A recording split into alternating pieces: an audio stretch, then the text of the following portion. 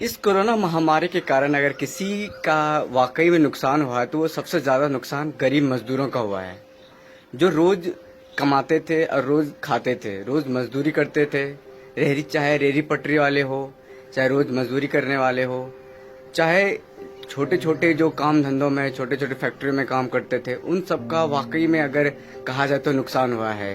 क्योंकि अभी जिस तरह से कोरोना काल के कारण, कोरोना वायरस के कारण पूरे भारत में, पूरे विश्व में अभी एक अर्थव्यवस्था चरमराती नजर आ रही है, तो और अभी पूरा भारत में लॉकडाउन जैसी स्थिति है, तो अभी गरीबों के लिए तो बहुत मुश्किल का वक्त अभी चल रहा है। क्योंकि अगर हम बात करें तो अभी पूरे भारत में मैक्सिमम फैक्ट्रियां बंद हैं, अब धीरे धीरे इसको चालू करने की बात हो रही है। लेकिन जो बाहर में मजदूर रह रहे हैं, प्रवासी मजदूर जो बाहर में रह रहे हैं, राजस्थान में, महाराष्ट्र में या दिल्ली में, कई राज्यों के प्रवासी मजदूर हैं जो कि बाहर में रह करके अपना 2 वक्त की रोटी के लिए गुजारा करते थे, बाहर में रह करके कुछ 2 रुपए पैसा कमाते थे। लेकिन उनको अभी सबसे ज़्यादा मुश्किल उठाना पड़ रहा है इस कोरोना वायरस के कारण। सभी फैक्ट्रियाँ बंद हैं। जब फैक्ट्री बंद है तो उसको कोई रोजी रोटी का जरिया नहीं है उसके पास, और जो बाहर में रह रहे हैं उसको सबसे ज़्यादा प्रॉब्लम है रूम रेंट का, जो कि अगर हम बात करें कि मैक्सिमम जो रेंटर हैं वहाँ पे बाहर रहते हैं, उनको भी फैक्ट्री वाकई में नहीं चल रही है, तो उनको पैसा कहाँ से आएगा। और जब उसको 2 जून की रोटी खाने तक के पैसे उसके पास नहीं है तो फिर वो रेंट कहाँ से देगी। ये सरकार को सोचने वाली बात है। सरकार को सोचना चाहिए था, जब हम एक लॉकडाउन कर रहे हैं तो सबसे पहले गरीब मजदूरों को राहत देने के लिए कुछ इमीडिएट एक्शन लिए जाते, कुछ ऐसे कार्य किए जाते। अभी बहुत सारे मजदूर भाई जो हैं बाहर से, जिसके पास की खाने के रोटी पैसे नहीं हैं, उसके पास कुछ नहीं बचे हैं, तो वो ट्रेन से कैसे आएंगे। सरकार ने तो कदम उठाया कि उसको लाने के लिए स्पेशल ट्रेन चलाया, विशेष ट्रेन चलाई जा रही है। अब एक बात समझिए इसको, कि अगर जिसके पास 3,000 रुपया, 4,000 रुपया होता तो वो रुक करके वहाँ पे खाना खा के कुछ गुजारा कर लेता। लेकिन जिसके पास कुछ नहीं है, वो घर परिवार को लेकर के पैदल ही 1000 किलोमीटर, 700 किलोमीटर, 1500 किलोमीटर पैदल ही आ रहे हैं। हमने कई सारे वीडियोस देखे, कई सारे वीडियोस अभी भी सोशल मीडिया पे वायरल हो रहे हैं, जिसमें कि गरीब मजदूर, असहाय मजदूर पैदल ही धूप में, पैर में चप्पल तक नहीं है उनके पास।